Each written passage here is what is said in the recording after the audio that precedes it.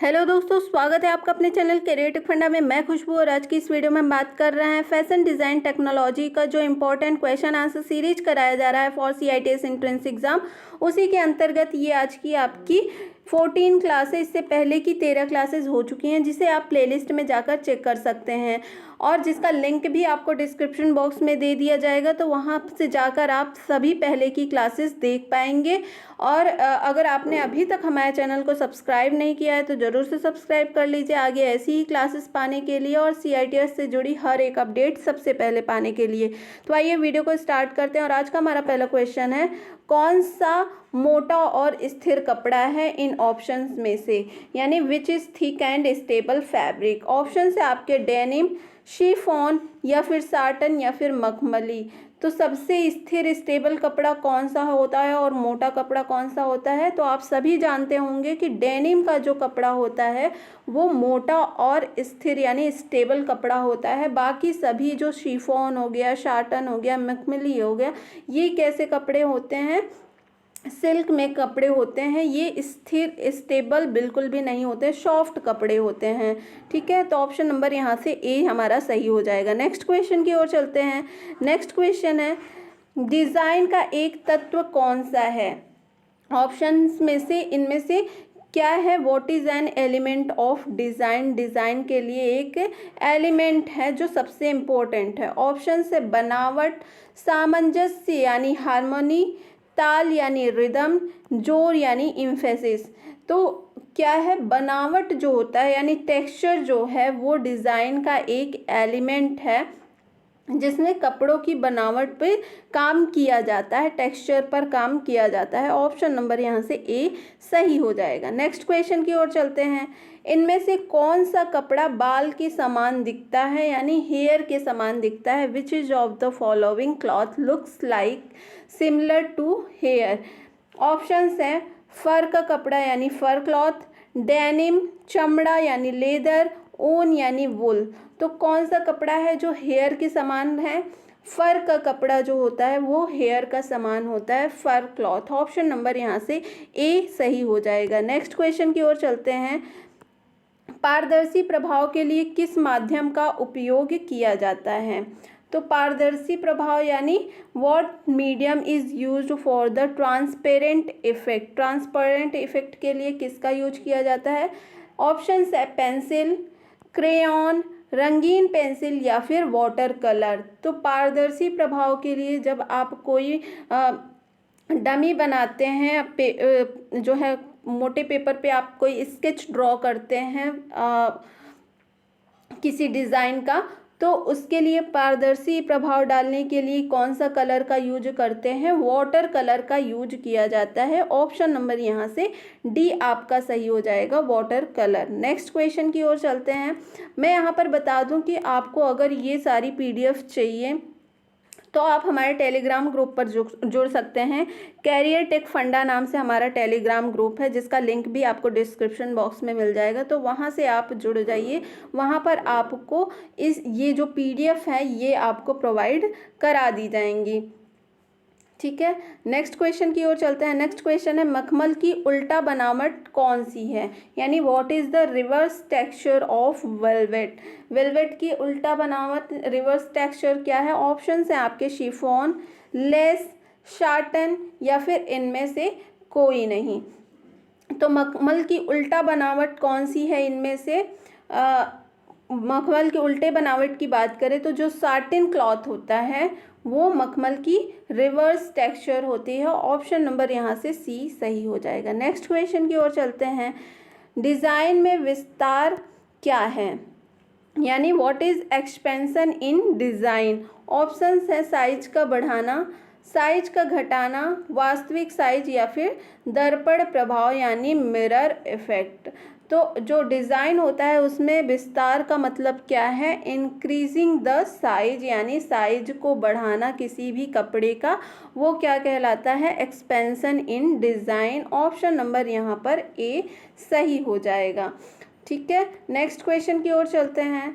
Palazzo किस प्रकार का वस्त्र है, यानी what type of clothing is palazzo. Options हैं फ्रॉक टाइप, कमीज है, शर्ट है, स्कर्ट है या फिर पतलून है। पतलून मतलब ट्राउजर्स। तो प्लाजो सबको पता है किस टाइप का है, पतलून यानी ट्राउजर्स के कैटेगरी में आता है। ऑप्शन नंबर यहाँ से डी सही हो जाएगा। नेक्स्ट क्वेश्चन की ओर चलते हैं। नेक्स्ट क्वेश्चन है, तैयार परिधान से धूल के कणों और सभी ढीले धागों को हटाने के लिए किस विशेष प्रकार की मशीन का उपयोग किया जाता है, यानी which special type of machine is used to remove dust particles and all loose threads from the finished garment. ठीक है, तैयार परिधान में से जो आपके धूल के कण हो गए हैं, जो ढीले ढाले धागे हैं, उन सभी धागों को निकालने के लिए या फिर जो धागे कपड़े में इधर उधर चिपक गए हैं तो उन सभी धागों को निकालने के लिए आप किसका यूज करेंगे। ऑप्शंस हैं कॉलर मोड़ने की मशीन का, सूखने की मशीन का यानी ड्रायर मशीन, हाइड्रो एक्सट्रैक्टर का यानी या फिर धागा चूसने की मशीन यानी थ्रेड सकिंग मशीन का। तो किसका यूज करते हैं तैयार परिधान से धूल के कणों और सभी ढीले धागों को हटाने के लिए। यहाँ पर धागा चूसने की मशीन यानी थ्रेड सकिंग मशीन का यूज करते हैं। जहाँ पर इंडस्ट्रीज होती हैं, एक दो कपड़े हो तो उसे आप हाथ से साफ कर सकते हैं, लेकिन जो इंडस्ट्रीज होती हैं जहाँ पर कपड़े बल्क में तैयार किए जाते हैं तो वहाँ पर इन कामों के लिए मशीन्स का इस्तेमाल किया जाता है। हर तरह की मशीन वहाँ पर अवेलेबल होती है। तो कपड़े जब तैयार हो जाते हैं उनको साफ़ करने के लिए जो थ्रेड सकिंग मशीन है उसका यूज करते हैं। थ्रेड सकिंग मशीन कैसा दिखता है, आइए फिगर दिखा लेते हैं आपको। तो ये क्या है आपका, ये आपका थ्रेड सकिंग मशीन कहलाता है। ठीक है, ये क्या कहलाता है, थ्रेड सकिंग मशीन कहलाता है। यहाँ से आप क्या होता है, ये इधर से एयर जो है आपके कपड़ों को शक करती है यानी अंदर की ओर खींचती है। ठीक है, कपड़े आप यहाँ पर ऐसे पकड़ कर रखते हैं और यहाँ से ये कपड़े को अंदर की ओर खींचती है, जिससे सभी प्रकार के, जैसे आपका वैक्यूम क्लीनर होता है उसमें आप जानते हैं कि सभी धूल पार्टिकल्स को क्या कर लेता है, धूल के कणों को क्या करता है, वो खींच लेता है ना, डस्ट को खींच लेता है। आप कालीन वगैरह पे चला के डस्ट को उससे साफ करते हैं वैक्यूम क्लीनर से, उसी तरह ये वर्क करता है। ये कपड़े को अपने अंदर की ओर खींचने का प्रयास करता है। आप एक एंड पकड़ कर रखते हैं और इससे क्या होता है, जितने भी डस्ट पार्टिकल होते हैं कपड़े पे, जितने भी धागा होते हैं ढीले ढाले, वो सभी क्या कर लेता है, ये अंदर की ओर शक कर लेता है, चूस लेता है। ठीक है, तो इस प्रकार ये जो थ्रेड सकिंग मशीन है वर्क करता है। तो आइए नेक्स्ट क्वेश्चन की ओर चलते हैं। नेक्स्ट क्वेश्चन है आपका, फ्लैट स्केच के लिए किस रूलर का उपयोग किया जाता है, यानी which ruler is used for flat sketch. Options है मापने का टेप, एल रूलर या फिर सीधा रूलर यानी स्ट्रेट रूलर या फिर इनमें से कोई नहीं। तो which ruler is used for flat sketch, flat sketch बनाने के लिए किस प्रकार के रूलर का यूज करते हैं, यहाँ पर स्ट्रेट रूलर का यूज करते हैं। ऑप्शन नंबर सी सही हो जाएगा, सीधा रूलर। रूलर क्या है, एक प्रकार का स्केल होता है। ठीक है, तो इसका यूज करते हैं जो आप फ्लैट स्केच बना रहे हैं अपनी बुक पर या फिर कॉपी पर, जो स्केच बना रहे हैं स्केच बुक पर। नेक्स्ट क्वेश्चन की ओर चलते हैं। नेक्स्ट क्वेश्चन है, गर्दन की रेखाओं के लिए भ्रम प्रभाव कौन बनाता है, यानी who creates illusion effect for neck lines. Neck lines पर इल्यूजन इफेक्ट कौन बनाता है। ऑप्शन से आपके प्रतिमान निर्माता यानी मॉडल मेकर, फैशन इलस्ट्रेटर यानी जो आपका फैशन इलस्ट्रेटर होते हैं वो बनाते हैं, पर्यवेक्षक यानी सुपरवाइजर लोग बनाते हैं, या फिर गुणवत्ता नियंत्रण जो क्वालिटी कंट्रोल करते हैं वो बनाते हैं। तो कौन जो है नेक लाइन पर इल्यूजन क्रिएट करता है, ये हैं आपके फैशन इलस्ट्रेटर जो कि नेक लाइन पर इल्यूजन यानी भ्रम प्रभाव डालते हैं। ऑप्शन नंबर यहाँ पर बी सही हो जाएगा। नेक्स्ट क्वेश्चन की ओर चलते हैं। नेक्स्ट क्वेश्चन है, किस परिधान ने कॉलर और कफ को लंबी आस्तीन के साथ स्पोर्ट्स वियर के रूप में इस्तेमाल किया है, यानी which garment has used collar and cuffs as sports wear with long sleeves. यानी लंबे आस्तीन का यूज किया है किस जो है परिधान ने। ऑप्शन है लंबरजैक शर्ट, गैरिबल्डी शर्ट, या फिर रग्बी शर्ट, या फिर पोलो शर्ट।